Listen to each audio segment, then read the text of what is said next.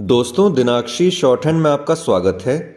अगर आप चैनल पर नए हैं तो चैनल को सब्सक्राइब करें और बेल आइकन ज़रूर दबाएं।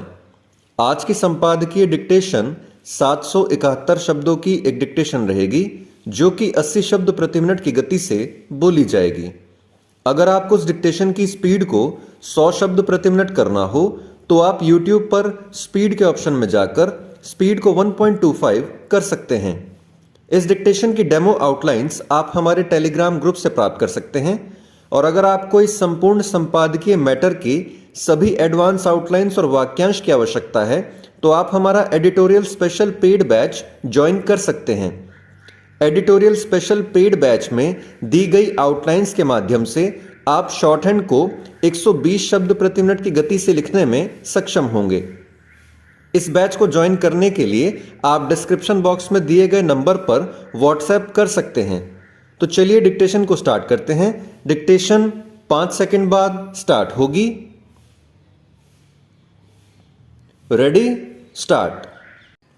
यह राहत की बात है कि यूक्रेन में फंसे भारतीय छात्रों को वापस लाने का अभियान पूरी क्षमता के साथ चलाया जा रहा है। आशा की जाती है कि शीघ्र ही सभी भारतीयों को वहां से सुरक्षित लाने में सफलता मिलेगी। यूक्रेन से लौटे भारतीयों में बड़ी संख्या में छात्र हैं और वह भी वे जो वहां मेडिकल की पढ़ाई के लिए गए थे। यूक्रेन के जैसे हालात हैं उन्हें देखते हुए इसके आसार कम ही हैं कि हमारे छात्र हाल फिलहाल अपनी पढ़ाई पूरी करने वहां लौट सकेंगे। यही कारण है कि यह प्रश्न उठने लगा है कि वहां से लौटे विद्यार्थियों और खासकर मेडिकल शिक्षा के लिए गए छात्रों की आगे की पढ़ाई का क्या होगा। इस प्रश्न के उत्तर में सरकार की ओर से यह बताया गया है कि केंद्रीय स्वास्थ्य मंत्रालय, राष्ट्रीय चिकित्सा आयोग और नीति आयोग को ऐसे उपाय खोजने को कहा गया है जिससे यूक्रेन से लौटे हजारों छात्र देश में ही मेडिकल की पढ़ाई पूरी कर सकें। इसके तहत foreign medical graduate licensing act में संशोधन परिवर्तन के बारे में भी सोचा जा रहा है।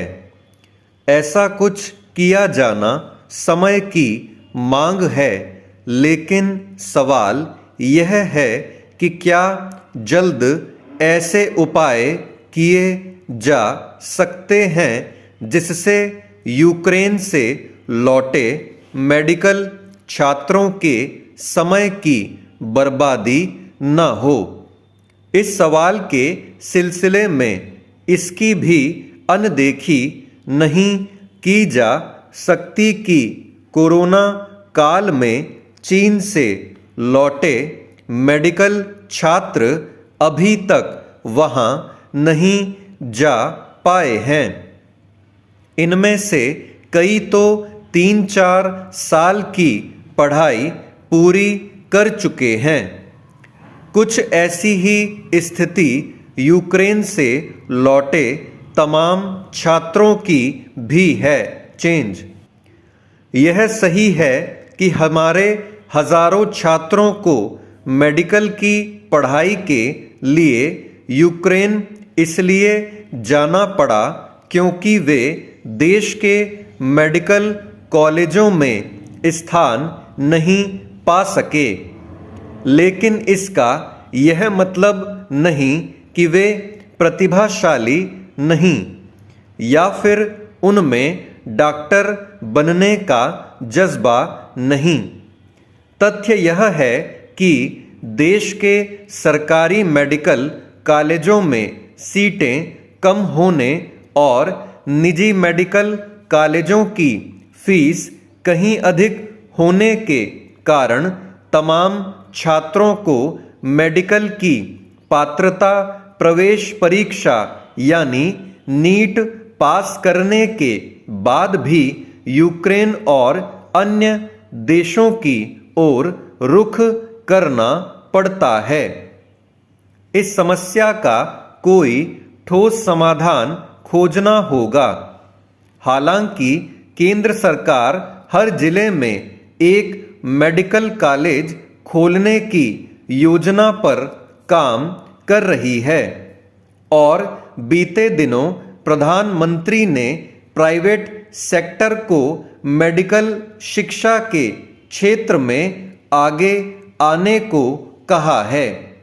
लेकिन फिलहाल तो ज़रूरत ऐसे फौरी उपाय करने की है जिससे यूक्रेन से लौटे छात्रों के डॉक्टर बनने के सपने को साकार किया जा सके। इस दिशा में तेजी से कदम बढ़ाए जाने चाहिए। चेंज। भारतीय जनता पार्टी और जननायक जनता पार्टी की गठबंधन सरकार का दावा है कि यह सरकार सबका साथ सबका विकास के अपने नारे के अनुसार कार्य कर रही है। नगरीय निकाय मंत्री कमल गुप्ता ने जो आंकड़े विधानसभा में प्रस्तुत किए हैं उसके अनुसार बीते 7 वर्षों में जब से मनोहर लाल मुख्यमंत्री बने तब से रोहतक में भरपूर विकास कार्य हुए हैं। रोहतक असल में नेता प्रतिपक्ष भूपेंद्र सिंह हुड्डा का गृह क्षेत्र और उनका गढ़ माना जाता है। मंत्री ने अपनी बात की पुष्टि के लिए कई अन्य नगरों के आंकड़े भी दिए। यदि नगरीय निकाय मंत्री के आंकड़ों को सत्य माना जाए तो निश्चित रूप से वर्तमान सरकार ने विकास कार्यों में भेदभाव नहीं किया। आंकड़ों को सत्य माना ही जाना चाहिए क्योंकि विपक्ष ने उन आंकड़ों पर कोई प्रतिवाद नहीं किया। अतीत की बात करें तो पानीपत के समालखा के रहने वाले पीपी कपूर ने सन 2011 में सूचना के अधिकार के तहत मांगी गई जानकारी में मिले आंकड़ों को प्रस्तुत करते हुए बताया था कि प्रदेश में कांग्रेस के शासनकाल में प्रदेश सरकार की परियोजनाओं के लिए आवंटित राशि में से 60% से अधिक की राशि रोहतक क्षेत्र में व्यय की गई। चेंज।